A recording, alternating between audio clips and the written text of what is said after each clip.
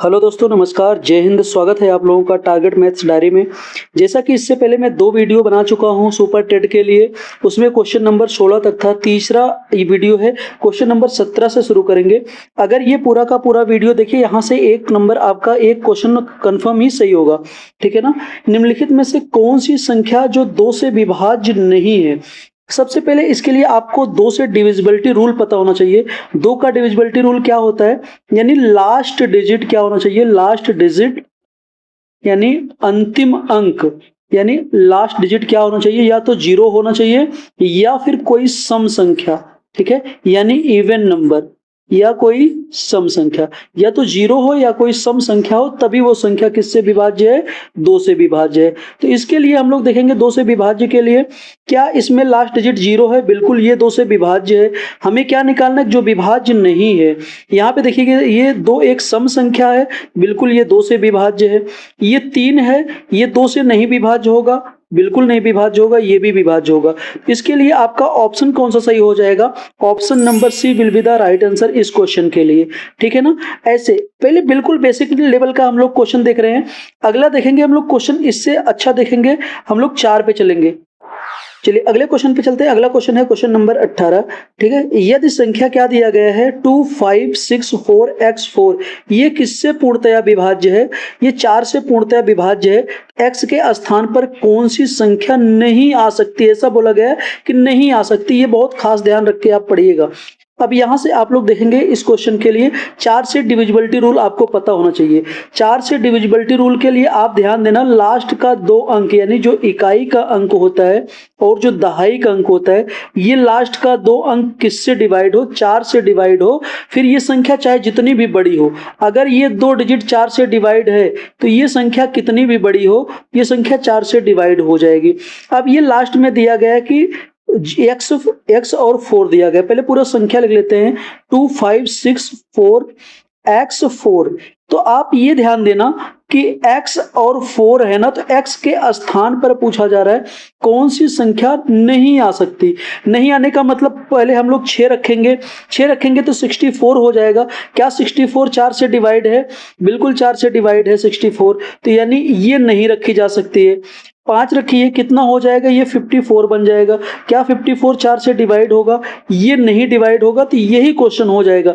ये भी रखने पे डिवाइड हो जाएगा, ये भी रखने पे डिवाइड हो जाएगा।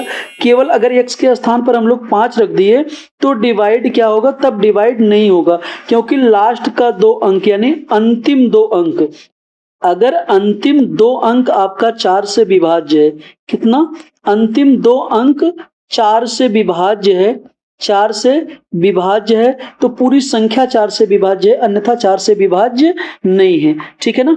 अगले क्वेश्चन पे चले। अगला क्वेश्चन रहा आपका ये क्वेश्चन नंबर 19। ये क्वेश्चन नंबर 19 देखिएगा, दिया गया है कि वह छोटी सी छोटी संख्या ज्ञात कीजिए जिससे ये संख्या दी गई है, इसमें से घटाने पर 8 से विभाज्य हो जाए। इस संख्या में से कोई संख्या ऐसी घटाई जाए कि जैसे संख्या 8 से विभाज्य हो जाए। तो ये संख्या दी गई 8 से, पहले आपको डिविजिबिलिटी रूल पता होना चाहिए। 8 का डिविजिबिलिटी रूल क्या है, आप ये ध्यान दीजिए कि लास्ट का 3 डिजिट 0 होना चाहिए, या फिर लास्ट का 3 डिजिट जो हो सैकड़े के स्थान तक, वो 8 से डिवाइड होना चाहिए। यानी लास्ट का 3 डिजिट किससे विभाज्य होना चाहिए, 8 से विभाज्य होना चाहिए। तो आप ये लास्ट का 3 डिजिट उठा लो। क्या दिया गया लास्ट का 3 डिजिट, 326। कितना दिया गया, 326। इसको 8 से विभाज्य करना, जो शेष बचेगा वही हमें माइनस करना है, ठीक है। शेष कितना बचेगा वो हम लोग देखेंगे, ठीक है ना। अब यहां से देखेंगे हम लोग 8 से विभाज्य करेंगे, ठीक है। 8 से विभाज्य करेंगे, 8 से 4 बार जाएगा, कितना हो जाएगा, 32, और यहाँ पे कितना हो जाएगा, 0, ठीक है। अब यहाँ पे ये 6 ही रहेगा क्योंकि अगली संख्या नहीं, तो 0 उतार लेंगे, 8 चौक 32 यानी 320 हो जाएगा। तो 6 हमारे पास एक्स्ट्रा बच रहा है। कितना एक्स्ट्रा बच रहा है, 6 एक्स्ट्रा बच रहा है। अगर ये 6 ना होता तो संख्या डिवाइड हो जाती। इस पूरी संख्या में से ना, इस संख्या में से हम लोग कितना माइनस कर देंगे, 6 माइनस कर देंगे। वही कहा जा रहा है कि क्या निकाला जाए, यानी क्या घटाने पर, यानी 6 घटाने पर हम लोग क्या करेंगे, अपना उत्तर पा जाएंगे। यानी option number C will be the right answer, ठीक है ना। समझ में आया। 8 से डिविजिबिलिटी रूल आपको पता होना चाहिए, लास्ट का 3 डिजिट 0 होना चाहिए, या फिर लास्ट का 3 डिजिट 8 से डिवाइड होना चाहिए। अब इसके लिए आप ध्यान देना, 2 का डिविजिबिलिटी रूल क्या होता है, लास्ट डिजिट 0 या फिर लास्ट डिजिट क्या होना चाहिए, एक अंक 2 से डिवाइड होना चाहिए। और 4 से विभाज्यता का नियम लास्ट का 2 डिजिट 0 होना चाहिए या फिर लास्ट का 2 डिजिट 4 से डिवाइड होना चाहिए, तब पूरी संख्या 4 से डिवाइड है। 8 के लिए नियम क्या है, लास्ट का 3 डिजिट 0 होना चाहिए और या फिर लास्ट का 3 डिजिट 8 से डिवाइड होना चाहिए। तो ये ध्यान देना, ये 2 का नियम, 4 का नियम, 8 का नियम बहुत इंपॉर्टेंट है, इससे क्वेश्चन पूछा जाता है, तो ये आप चीज ध्यान देना है। ठीक है, अगले क्वेश्चन पे चले। अगला क्वेश्चन रहा आपका ये क्वेश्चन नंबर 20। ठीक है ना, अगला क्वेश्चन देखिए जो क्वेश्चन नंबर 20 दिया गया है, P का वह न्यूनतम मान बताइए जिससे संख्या, ये जो संख्या दी गई है ना, किससे डिवाइड हो, 8 से डिवाइड हो जाए। यानी संख्या दी गई 2 4 6 P 4 8, यानी ये कहा जा रहा है कि P का क्या मान रखें, न्यूनतम मान, यानी मिनिमम वैल्यू पूछ जा रही है कि 8 से डिवाइड हो। आपको पता है कि 8 का डिविजिबिलिटी रूल क्या कहता है, लास्ट का 3 डिजिट अगर आपका 8 से डिवाइड है तो पूरी संख्या 8 से डिवाइड है। P का मान, अब मिनिमम वैल्यू पूछ जा रही है, न्यूनतम मान पूछा जा रहा है। ठीक है, न्यूनतम मान दिया गया, नहीं मिनिमम वैल्यू बोली जा रही। तो सबसे पहले मिनिमम वैल्यू हम लोग 0 से शुरू करेंगे। अगर P की जगह पे हम लोग 0 रख दें, P की जगह पे 0 रख दें और 4 8 अपनी जगह पे रहेगा, तो क्या अगर इसको हम लोग 8 से डिवाइड करेंगे, पूरा डिवाइड हो जाएगा, 8 से भाग करेंगे 48 बिल्कुल डिवाइड हो जाएगा। तो यानी मिनिमम मान कितना, 0 ही रहेगा। मिनिमम मान कितना रहेगा, 0, यानी मिनिमम मान की वैल्यू दी गई है 0, इसके ऊपर नहीं जाना है, तो पहले ही ऑप्शन से हमें मिल गया। अगर मैक्सिमम वैल्यू पूछी जाती तो हम लोग बड़ी संख्या से काउंट करते, P के बदले हम लोग क्या करते, बड़ी संख्या रखते। ठीक है ना, ये बात समझ में आई। अगले क्वेश्चन पे चलें। बिल्कुल, यहां से देखिएगा, अगला क्वेश्चन है आपका क्वेश्चन नंबर 21। ये बहुत बढ़िया क्वेश्चन है। अभी तक आप लोगों ने क्या देखा, अभी तक आप लोगों ने 2 का नियम देखे, 4 का नियम देखे, 8 का नियम देखे। हम लोग देखेंगे अब 3 का नियम। ठीक है ना, 3 का डिविजिबिलिटी रूल आपको पता होना चाहिए, 3 का विभाज्यता का नियम पता होना चाहिए।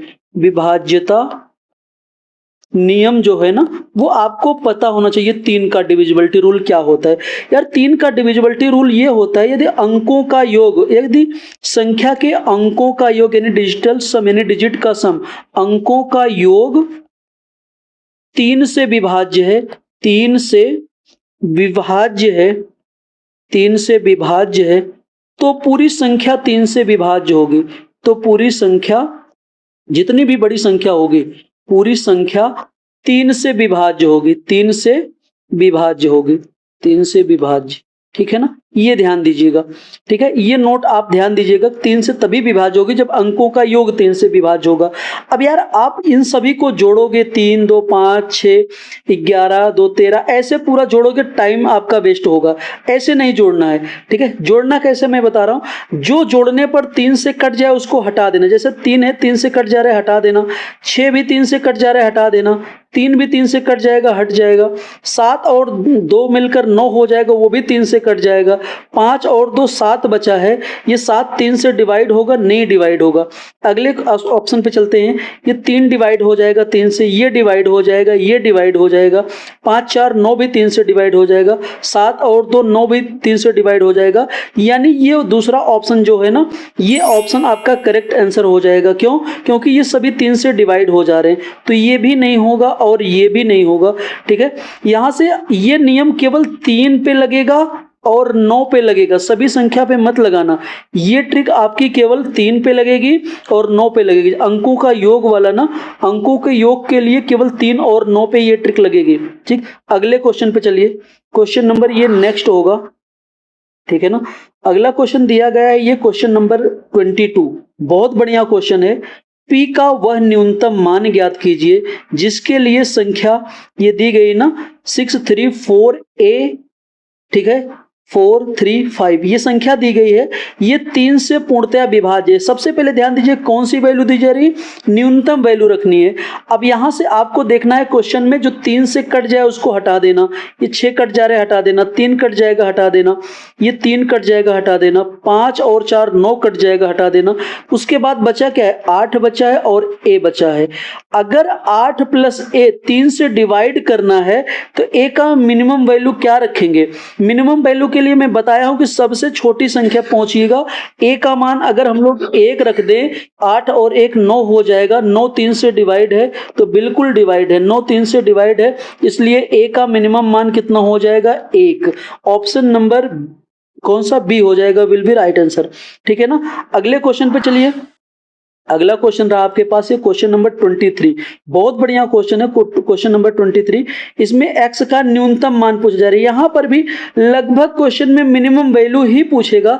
जो 3 का नियम है वही आपका 9 का भी नियम है। पूछा जा रहा है 8x 5215, ये संख्या 9 से विभाज्य है तो x का मिनिमम मान क्या दिया गया। पहले आप देखिए कहां पे 9 हो जा रहा है, उसको हटा देना। 5 5 10 और 8 18, 18 9 से विभाज्य है, हटा देना। ठीक है ना। 2 और 1 3 हो जाएगा, 3 प्लस के रूप में x हो जाएगा। इसको अब डिवाइड करना है हमें किससे, 9 से। अब यार x का मिनिमम मान बताइए कि जिससे विभाज्य हो जाए 9 से। मिनिमम मान अगर मैं 1 रखा तो 1 और 3 4 हो जाएगा, 9 से विभाज्य होगा नहीं, तो यहाँ पे नहीं विभाज्य होगा। इसके बाद की संख्या 3 है, अगर 3 रख दिया, 3 और 3 6 हो जाएगा, क्या 9 से विभाज्य है, बिल्कुल नहीं विभाज्य है। अगर यहाँ पे मैं फिर इसके बदले क्या रख दिया, 5 रख दिया, 5 रखने पर 5 और 3 8 हो जाएगा, क्या 8 9 से विभाज्य है, बिल्कुल नहीं। अगर x के बदले लास्ट विकल्प 6 बचा है, 6 और 3 9 हो जाएगा, तो बिल्कुल ये ऑप्शन रखने पर 9 से विभाज्य हो जाएगा। x बराबर कितना रख दिए, 6 रख दिए।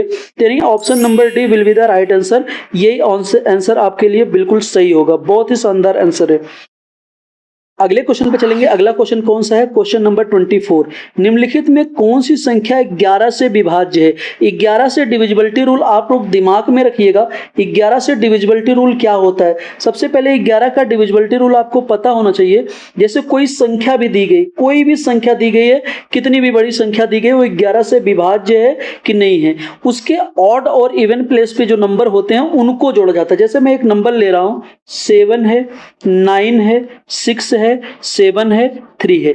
ये संख्या आपका 11 से विभाज्य है कि नहीं, इसको हम लोग चेक करेंगे। ठीक है ना। ये संख्या 11 से डिवाइड है कि नहीं, इसको हम लोग कैसे चेक करेंगे। जो सम स्थान पर है और विषम स्थान पर, ए पहले स्थान पर है, ये तीसरे स्थान पर है, इसको जोड़ेंगे, और ये 5वें स्थान पर, इसको जोड़ेंगे। इन सभी को जोड़ेंगे तो 7 और 6 13 और 3 कितना हो जाएगा, 16। और यहां से जोड़ेंगे 9 और 7 कितना हो जाएगा, ये भी 16 हो जाएगा। भाई अब ये 16 और 16 का डिफरेंस क्या होगा।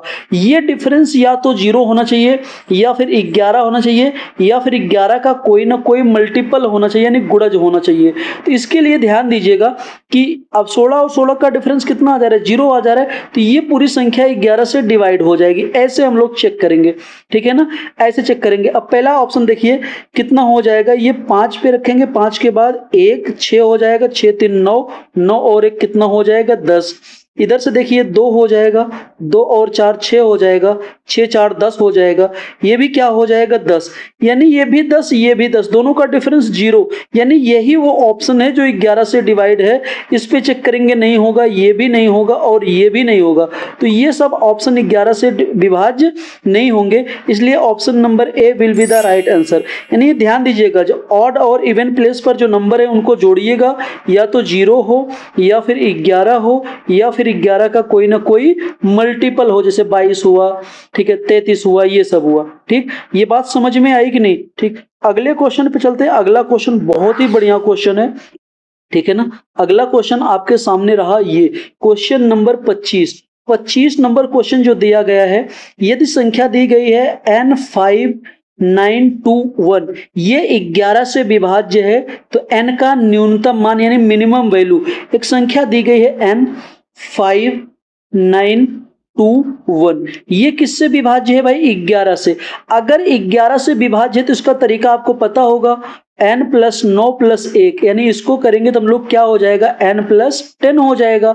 ठीक है, ये तो अलग हो जाएगा। अब ये अगला पूछा जा रहा है कि 5 और 2 जोड़ेंगे तो कितना हो जाएगा, ये 7 हो जाएगा। अब इसके बीच का डिफरेंस रखने के लिए ध्यान दीजिएगा, डिफरेंस लेना है।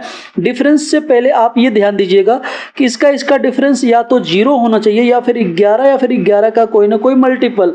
आप ये देखिए तो यहाँ पे 7 है, यहाँ पर 7 से बड़ा जब 10 है, तो यार उसको हम लोग कितना बनाने का प्रयास करेंगे जिससे 7 निकलने के बाद भी 11 से विभाज्य हो जाए।